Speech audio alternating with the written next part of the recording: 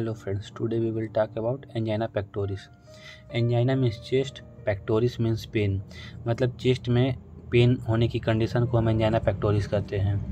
इसकी डेफिनेशन देखते हैं। किसी वजह से जो कोरोनरी आर्टरी होता है, पहले जान लेते हैं कोरोनरी आर्टरी क्या होता है। कोरोनरी आर्टरी होता है जो हार्ट के वॉल को ब्लड सप्लाई प्रोवाइड करते हैं, उनको हम कोरोनरी आर्टरी कहते हैं। और अगर कोरोनरी आर्टरी किसी वजह से नैरो हो जा रही है या फिर ब्लॉक हो जा रही है तो उसको हम कहते हैं, उसके जैसे जो चेस्ट पेन होता है उसको हम एंजाइना पेक्टोरिस कहते हैं। Angina pectoris refer to chest pain resulting from deficient of blood supply to heart muscle. जब ये ब्लॉक होता है तो जो हार्ट के मसल होते हैं उन तक ब्लड सप्लाई नहीं पहुंच पाता है, इसकी वजह से चेस्ट में पेन होता है। अब हम देखेंगे रिस्क फैक्टर। दो तरह के इसके रिस्क फैक्टर होते हैं, मॉडिफिएबल और नॉन मॉडिफिएबल। मॉडिफिएबल वो रिस्क फैक्टर होते हैं जिनको हम चाहते हैं तो चेंज कर सकते हैं, और नॉन मॉडिफिएबल रिस्क फैक्टर वो होते हैं जो हमको चाह के भी चेंज नहीं कर सकते हैं। मॉडिफिएबल रिस्क फैक्टर में आता है ओबेसिटी। हम अपना वेट कम कर सकते हैं। ओबेसिटी, ज़्यादा ओबेसिटी होने की वजह से बॉडी में लिपिड प्रोफाइल बढ़ जाता है, जिसकी वजह से लिपिड का लेवल बढ़ जाता है। डाइट पैटर्न में फैटी चीज़ें लेते हैं जो लिपिड को बढ़ाते हैं, इंक्रीज लिपिड। और फिर अल्कोहलिज्म भी कॉज करता है एंजाइना पेक्टोरिस को। अल्कोहल क्या करता है कि बॉडी में ब्लड प्रेशर को बढ़ा देता है, जिसकी वजह से हार्ट को एक्स्ट्रा एफर्ट डालना पड़ता है और इसकी वजह से वहाँ पे पेन हो सकता है। हाइपरटेंशन और फिजिकल इनएक्टिविटी भी कॉज कर देती है angina pectoris. Non modifiable risk factor में होता है एज। जैसे जैसे एज बढ़ती है 50 के अप्रॉक्स जाने पर एंजाइना पेक्टोरिस होने के चांसेस ज़्यादा रहते हैं। जेंडर, मेल्स में ये चांस होने के ज़्यादा रहते हैं। जेनेटिक भी होता है ये, मतलब पेरेंट्स से ऑफ स्प्रिंग तक भी पहुंच जाता है ये। ऐसा काफ़ी केसेस में देखा गया है कि one generation to another generation जाता है। इसी वजह से फैमिली हिस्ट्री में अगर किसी के पास अगर ये एंजाइना पेक्टोरिस होता है तो उसके आने वाली जो ऑफ स्प्रिंग्स रहती हैं उनमें भी होने के चांसेस रहते हैं। Aetiology, narrowing of coronary artery. अगर एक नॉर्मल कोरोनरी आर्टरी ऐसी है तो ये नैरो होके ऐसी पतला हो जाती है, जिसकी वजह से ब्लड का जो सप्लाई होता है, जो डिमांड होता है, वो नहीं पूरा हो पाता है। दूसरा होता है ब्लड जो क्लॉट कर जाता है। इसमें ब्लड क्लॉट होके अगर इसे यहाँ पे ऑक्लूजन क्रिएट कर दिया, ऑब्स्ट्रक्शन हो गया, तो इसकी वजह से भी ब्लड का सप्लाई रुक जाता है और हार्ट का जो होता है वहाँ तक नहीं पहुँच पाता है ब्लड, और जिसकी वजह से वहाँ पे चेस्ट पेन होने लगता है। परमानेंट और partial blockage of coronary artery. Atherosclerosis के प्रोसेस में यहाँ पे ऐसे लिपिड का एक लेयर होता रहता है, फैट का जो लेयर होता है ऐसे ऐसे बैठ जाता है धीरे धीरे, और ओबेसिटी जैसे जैसे बढ़ती है ऐसे ऐसे वॉल में बढ़ता जाता है और फिर ये नैरो कर देता है, ये धीरे धीरे नैरो कर देता है, और जिसकी वजह से ब्लड का फ्लो नहीं हो पाता है। Pathophysiology, angina is usually caused by atherosclerosis disease. Angina ज़्यादातर एथेरोस्क्लेरोसिस की वजह से होता है। एथेरोस्क्लेरोसिस होता है कोरोनरी आर्टरी में फैट का जो डिपोजिशन होता है इसकी वजह से, या फिर मतलब किसी वजह से इंजरी होने की वजह से एपिथेलियम में एक स्वेलिंग टाइप का मतलब एक एरिया होता है जो रेज अप हो जाता है, जिसकी वजह से ब्लड के फ्लो को रोक देता है। और almost invariable angina is associated with a significance obstruction of at least one major artery. मतलब जितना भी देखा गया है अभी तक, ज़्यादातर एंजाइना पेक्टोरिस में कोई ना कोई आर्टरी जो कोरोनरी आर्टरी हैं वो इन्वॉल्व रहती हैं। Normally the myocardial extract the large amount of oxygen from the coronary circulation to meet its continuous demand. Heart एक ऐसा आर्गन है जो 24 आवर वर्क करते रहता है, तो इसको 24 आवर वर्क करने के लिए इसको हमेशा ऑक्सीजन की सप्लाई और ब्लड की सप्लाई चाहिए होगी, क्योंकि उसको हमेशा न्यूट्रिशन और ऑक्सीजन चाहिए होगा। लेकिन किसी वजह से अगर वहाँ पे आर्टरी नैरो होती है, वहाँ पे ऑब्स्ट्रक्शन होता है किसी वजह से, तो ब्लड का फ्लो नहीं हो पाता है, उसकी वजह से एंजाइना पेक्टोरिस कॉज कर देता है। फिर आता है स्टेबल एंजाइना। स्टेबल एंजाइना एक लेस सीवियर कंडीशन होता है, इसमें ज़्यादा सीवियर नहीं होता है ये, और इसमें एक डेफिनेट पीरियड के लिए एंजाइना पेक्टोरिस का जो अटैक होता है उसके बाद थोड़ी देर में ये सही हो जाता है। ये ज़्यादा सीवियर कंडीशन नहीं होता। अनस्टेबल एंजाइना जो होता है इसका कोई पैटर्न नहीं होता है कि कब आएगा कब जाएगा, इसका कोई ज़रूरी नहीं है कि किसी वर्क करते टाइम ही आए, कभी भी आ सकता है ये। और फिर ये इसके जाने का भी कोई टाइम डिसाइडेड नहीं होता है।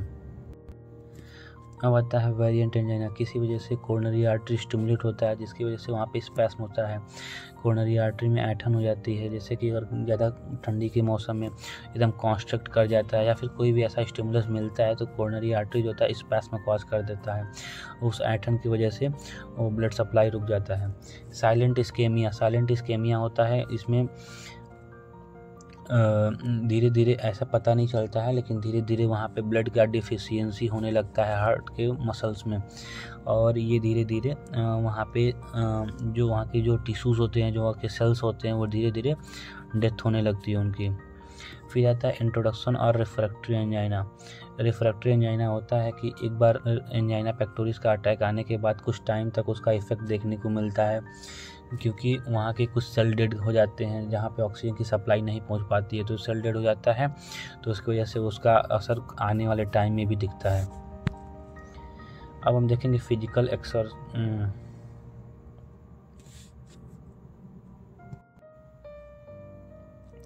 अब हम देखते हैं क्या क्या फैक्टर्स होते हैं जिसकी वजह से एंजाइना पेक्टोरिस होता है। फिजिकल एक्सर्शन, कोई फिजिकली बहुत ज़्यादा एक्टिविटी करने से भी ये हो सकता है, और ज़्यादा फिजिकल एक्टिविटी करने से मायोकार्डियल में ऑक्सीजन का डिमांड बढ़ जाता है। ऑक्सीजन का डिमांड बढ़ जाएगा तो फिर वहाँ पे नॉर्मली फंक्शन होने की वजह से ऑक्सीजन उतना ही पहुँच रहा है जितना जा रहा था पहले से, और यहाँ पे डिमांड बढ़ गया, इसकी वजह से अब यहाँ पे चेस्ट पेन होने लगता है यहाँ पे, क्योंकि यहाँ पे सफिशिएंट अमाउंट में ऑक्सीजन नहीं पहुँच पा रहा है। इसके बाद exposure to cold which can cause vasoconstriction. ज़्यादा ठंडी के मौसम में या फिर ज़्यादा एक्सपोज हो रहे हैं कोल्ड से तो वहाँ पे वैसोकॉन्स्ट्रिक्शन हो जाता है। तो वैसोकॉन्स्ट्रिक्शन मतलब वेसल्स जो होती हैं मतलब सिकुड़ जाती हैं, तो जिसकी वजह से ब्लड का सप्लाई कम हो जाता है। Eating a meal which increases the blood flow. कुछ खाना ऐसा होता है जिसके खाने के लिए, उसको पचाने के लिए बहुत सारा ब्लड सप्लाई की आवश्यकता होती है, तो उस टाइम पर मिसेंट्रिक एरिया में जो पेट के आसपास की जो एरिया है वहाँ पे ज़्यादा ब्लड एक्यूमुलेट हो जाता है, तो जिसकी वजह से जो हार्ट का जो मसल्स होता है वहाँ पे ब्लड का सप्लाई कम हो जाता है, और इस डिसबैलेंस की वजह से O2 का जो डिमांड था वो कंप्लीट नहीं हो पाता है हार्ट के मसल में। इसकी वजह से O2 का जो डिमांड होता है वो कंप्लीट नहीं हो पाता है मसल्स में, और फिर इससे भी एंजाइना पेक्टोरिस होने के चांसेस रहते हैं। स्ट्रेस और एनी एक्सर्शन प्रोवोकिंग सिचुएशन। कोई भी ऐसा स्ट्रेस जो मेंटल कंडीशन को हमारे अफेक्ट कर सकता है, वो ऐसा मतलब कोई अचानक से स्ट्रेस आता है तो हमारे बॉडी में न्यूरोट्रांसमीटर कैटाकोलामाइन रिलीज़ होता है। कैटाकोलामाइन जैसे रिलीज़ होता है हमारे बॉडी में ब्लड प्रेशर बढ़ जाता है। जब हमारे बॉडी में ब्लड प्रेशर बढ़ जाएगा तो उस वजह से हार्ट रेट बढ़ जाता है, और उसकी वजह से बॉडी में जो हार्ट का वर्कलोड है वो बढ़ जाता है। हार्ट का वर्कलोड बढ़ने की वजह से वहाँ पे O2 का डिमांड बढ़ जाता है और सप्लाई उतना नॉर्मल ही रहती है, जिसकी वजह से वहाँ पे एंजाइना पेक्टोरिस होने के चांसेस रहते हैं। क्लिनिकल मैनिफेस्टेशन में हम देखते हैं कि हमको क्या क्या एंजाइना पेक्टोरिस के टाइम पे हमें क्या क्या सिम्टम्स दिख रहे हैं। तो ऐसे टाइम पर इस्केमिया होने की वजह से जो हार्ट का जो मसल होता है वहाँ पे पेन होने लगता है, और इसकी वजह से जो सेंसिटिविटी होती है वो बढ़ जाता है। इंडाइजेशन होने के चांसेस रहते हैं, और हैवी सेंसेशन होता है अपर चेस्ट में, और जो डिस्कम्फर्ट बहुत ज़्यादा पेन होता है, और इम्पेंडिंग डेथ, उसको डेथ फील होने लगता है, जैसे उसे लगता है कि अब उसकी डेथ हो जाएगी। The pain is often felt deep in chest behind sternum. जो पेन इसका फील होता है स्टर्नम के जस्ट नीचे फील होता है, एकदम अंदर फील होता है डीपली। फीलिंग ऑफ वीकनेस और नमनेस इन द आर्म। और हार्ट अटैक का एक स्पेशलिटी होती है, स्पेशलिटी ये बोलें या फिर उसका एक सिम्टम होता है कि वो पेन चेस्ट से स्टार्ट होके वो रेडिएट होके हाथों तक जाता है, जिसकी वजह से हाथ भी वीक हो जाते हैं, नमनेस हो जाती है उनमें, और ब्रीथ जो होती है शॉर्ट हो जाती हैं, पैलर होता है, बॉडी में जो कलर होता है चेंज हो जाता है, डायफोरेसिस होने लगता है, मतलब कि एक्सेसिव स्वेटिंग होने लगेगी, उसको डिजीनेस फील होगा, उसको हल्का सर दर्द होगा, उसको वोमिटिंग फील होगी, और इस तरह से तमाम उसमें अंदर क्लिनिकल मैनिफेस्टेशन देखने को मिल जाता है। अब उसको हम एक तरह से ऐसे हम लिस्ट बनाते हैं। चेस्ट पेन देखने को मिलेगा, ब्रीथनेस, शॉर्ट ब्रीथनेस हो जाती है, वोमिटिंग होने के चांसेस रहते हैं, हाइपरटेंशन हो जाता है, ब्लड प्रेशर बढ़ जाता है, उसको बेहोश होने के चांस रहते हैं, उसको एक्सेसिव स्वेटिंग होती है, डायफोरोसिस, सियानोसिस इन पेरिफेरी, पैलर हो जाता है, और जो बॉडी होता है वो ब्लू कलर में चेंज हो जाता है, क्योंकि वहाँ पे ऑक्सीजन का सप्लाई कम हो गया है। ऑक्सीजन अगर बॉडी में नहीं रहता तो साइनोसिस की कंडीशन होती है, और सियानोसिस की कंडीशन में बॉडी जो होता है ब्लू हो जाता है, पाल्पिटेशन होने लगता है, उसका धक धक होने लगेगा दिल में, एंजाइटी होती है, और डिजीनेस होता है। कॉम्प्लिकेशन क्या होते हैं इसमें? कार्डियक अरेस्ट हो सकता है, उसका हार्ट फेल हो सकता है, एमआई हो सकता है, इस्केमिक हार्ट डिजीज़ हो सकता है, मतलब, और सडन डेथ हो सकता है। डायग्नोस्टिक इवोल्यूशन, हम डायग्नोसिस कैसे करते हैं? फिजिकल एग्जामिनेशन करके कर सकते हैं, ईसीजी कर सकते हैं उसका 12 लीड वाला, और सीरम लिपिड टेस्ट, सीरम में उसके लिपिड का क्वांटिटी देखेंगे कितना ज़्यादा उसमें लिपिड बढ़ गया है या फिर घट गया है, क्या है। एंजियोग्राम करते हैं, कोरोनरी आर्टरी का कंडीशन देखते हैं, और एबीजी एनालिसिस करते हैं। एबीजी एनालिसिस मतलब आर्टियल ब्लड गैस चेक करते हैं कि कौन सा क्या बढ़ा हुआ है। फिर आता है मैनेजमेंट 3 तरह से करते हैं, मेडिकल मैनेजमेंट, सर्जिकल मैनेजमेंट, फिर आता है नर्सिंग मैनेजमेंट। मैनेजमेंट 3 तरह से करते हैं, medical management, surgical management, nursing management. Medical management में क्या करते हैं हम? एंजाइना पेक्टोरिस का मैनेजमेंट में हम, मेडिकल मैनेजमेंट जो होता है उसमें हम O2 का जो डिमांड होता है मायोकार्डियल लेयर में हार्ट के, उसके डिमांड, O2 को डिमांड को हम सप्रेस करते हैं, और वहाँ पे जो सप्लाई है उसको हम इंक्रीज़ करते हैं, ताकि वहाँ पे एनफ O2 प्रेजेंट रहे, ताकि वहाँ पे कोई भी डेफिशिएंसी ना हो O2 की। तो इसके लिए हम दवाएं देते हैं, फार्माकोलॉजिकल थेरेपी देते हैं। तो सबसे पहले तो एंजाइना को जो पेशेंट होते हैं उनको नाइट्रोग्लिसरीन का सेल्फ एडमिनिस्ट्रेशन आना चाहिए, क्योंकि नाइट्रोग्लिसरीन एक इमरजेंसी ड्रग होता है उनके लिए, और नाइट्रोग्लिसरीन एक वैसोडाइलेटर का काम करता है। ये नाइट्रोग्लिसरीन एक कैल्शियम चैनल ब्लॉकिंग एजेंट है, और ये जितने बॉडी में वेसल्स होते हैं उनको डायलेट कर देता है। तो जो भी नैरोनेस होती है कोरोनरी आर्टरी में, उसको जो सीसीबी होता है, कैल्शियम चैनल ब्लॉकर होता है, या फिर नाइट्रोग्लिसरीन जो होता है, इसको डायलेट कर देती है, तो ज़्यादा ब्लड फ्लो होके जाता है इसके बीच से। और सीसीबी हम उसको देते हैं जिसमें जो बीटा ब्लॉकर को नहीं यूज कर सकते हैं, जिसको बीटा ब्लॉकर से साइड इफ़ेक्ट फील हो रहा है। बीटा ब्लॉकर हमारे बॉडी में भी वो एंजाइना पेक्टोरिस की दवा की तरह हम ले सकते हैं। बीटा ब्लॉकर को भी हम एंजाइना पेक्टोरिस के फार्माकोलॉजिकल थेरेपी के तौर पे ले सकते हैं। बीटा ब्लॉकर हमारे बॉडी में बीपी को कम कर देता है, जिसकी वजह से हार्ट का जो लोड होता है घट जाता है, और हार्ट का लोड जब कम हो जाता है तो वहाँ पे O2 का जो डिमांड होता है अपने आप ही कम हो जाता है। नॉन फार्माकोलॉजिकल मैनेजमेंट, अल्कोहल छोड़ देना, बिना दवा लिए एंजाइना पेक्टोरिस को सही करने के लिए अल्कोहल छोड़ना होता है। डाइट मेंटेन करना होता है, डाइट में लिपिड वगैरह जो फैटी चीज़ें होते हैं उसको बिल्कुल अवॉइड किया जाता है। नॉर्मल फूड लेते हैं, ज़्यादा से ज़्यादा फाइब्रस फूड लेते हैं, और फिजिकल एक्टिव रहना चाहिए। फिजिकली एक्टिव जो होते हैं उनको होने के चांसेस कम रहते हैं, अगर फिजिकली इनएक्टिव इंसान है तो उसको होने के चांसेस ज़्यादा रहेंगे। सर्जिकल मैनेजमेंट, अब हम देखते हैं सर्जिकल मैनेजमेंट के बारे में। सर्जिकल मैनेजमेंट में होता है एंजियोग्राम, PTCA और CABG। एंजियोग्राम एक प्रोसीजर है जिसके थ्रू हम देखते हैं कि ब्लड में कहाँ कोरोनरी आर्टरी कहाँ नैरो है, कहाँ पे सही है।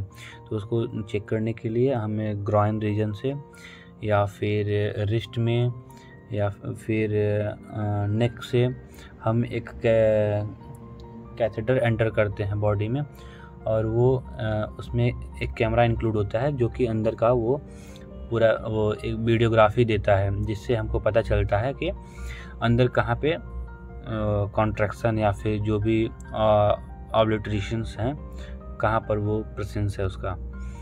PTCA होता है परक्यूटेनियस ट्रांसल्यूमिनेशन कोरोनरी आर्टरी। इसमें होता है कि जहाँ पे PTCA में जहाँ पर एथेरोस्क्लेरोसिस हुआ रहता है या फिर जहाँ पे भी कोई ऑब्स्ट्रक्शन रहता है, वहाँ पे हम एक ग्रॉइन रीजन से, नेक से और रिस्ट से कहीं से भी एक हम कैथेटर इंडवेल करते हैं पूरे को आर्टरी में होते हुए हार्ट तक जाता है। और उस कैथेटर से हम वहाँ पे एक बैलून उसमें रहता है कैथेटर में टिप पर, उस बैलून को हम इन्फ्लेट कर देते हैं जब वो अंदर पहुंचता है। तो जब बैलून में हवा भर जाता है तो उसको हम बार बार आगे पीछे करके उस जहाँ जो ऑब्स्ट्रक्शन होता है उसको हम हटाने का ट्राई करते हैं। और CABG आता है। CABG में नॉर्मली कोई भी CABG में कोई भी नॉर्मली आर्टरी जो कोरोनरी आर्टरी होता है वहाँ पे कोई ऑब्स्ट्रक्शन आ जाता है तो हम CABG में नॉर्मली कोई भी किसी कोरोनरी आर्टरी में ऑब्स्ट्रक्शन आ जा रहा है तो अगर ये यहाँ पे अगर ऑब्स्ट्रक्शन आ गया और यहाँ से ये ब्लड इधर से ब्लड आ रहा है तो अगर यहाँ पे ऑब्स्ट्रक्शन आ गया तो इधर आगे ब्लड नहीं पहुँच पाएगा। तो इसके लिए हम क्या करते हैं कि हम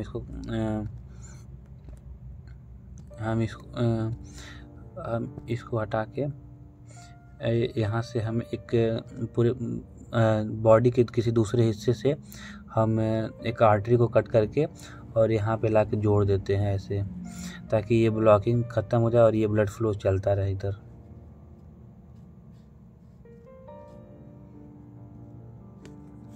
और फिर इस ब्लॉकेज से कोई फ़र्क ना पड़े। फिर आता है नर्सिंग मैनेजमेंट। अब एक नर्स का क्या रोल होता है यहाँ पर कि पेशेंट की कंडीशन को एसेस करना, उसके वाइटल साइन को हमेशा मॉनिटर करते रहना है और उसका फिजिकली एग्जामिनेशन करते रहना है। उसका जो भी प्रॉब्लम है उसको आइडेंटिफाई करना है, उसको सुनना है, उसको फिर आगे फिजिशियन तक उसको पहुंचाना है। और उसका लाइफ स्टाइल को ऑब्जर्व करना है, उसको लाइफ स्टाइल को चेंज करवाना है। उसका डाइटरी पैटर्न क्या है लाइफ स्टाइल में, उसके लाइफ स्टाइल में कैसे वो फिजिकली एक्टिव रहता है कि इनएक्टिव रहता है, उसको फिजिकली एक्टिव करना है। उसके डाइट में लिपिड को कम करना है ताकि उसके बॉडी में लिपिड कम हो जाए। उसका मेडिकेशन टाइमली उसको देना है, उसको बताना है कैसे मेडिकेशन अगर नहीं लेगा तो उसका क्या इम्पेक्ट होगा। उसको एजुकेशन देना है, उसको हर चीज़ के बारे में, इस डिजीज़ के बारे में, उसको साइकोलॉजिकल सपोर्ट देना है ताकि वो एंजाइटी, डिजीनेस, फटीग ना फील करे। अब नर्सिंग इंटरवेंशन में एक नर्स एंजाइना को ट्रीट करती है। उसको ट्रीट करने के लिए अगर किसी को एंजाइना पेक्टोरिस का पेन हो रहा है तो उसको हम सेमी फाउलर पोजीशन में बैठा देंगे, जिससे ऑक्सीजन का रिक्वायरमेंट जो होता है थोड़ा कम हो जाता है और जो इस्केमिक मायोकार्डियम होता है वहाँ पे सिचुएशन नॉर्मलाइज हो जाता है। उसकी एंजाइटी को हम कम करेंगे क्योंकि कोई भी पेशेंट होता है अगर ऐसी चीज़ें सुनता है तो वो परेशान हो जाता है। तो अगर उसको हम एंजाइटी को कम करेंगे, जब तक एंजाइटी नहीं कम होगा तब तक उसकी डिजीज़ सही ही नहीं होगी। फिर आता है इसको जो स्ट्रेस रिड्यूस करने के लिए उसको म्यूज़िक थेरेपी वगैरह देंगे, उसको इमेजिनेशन थेरेपी देंगे। इमेजिनेशन थेरेपी में उसको कोई कहानी वगैरह सुना सकते हैं हम।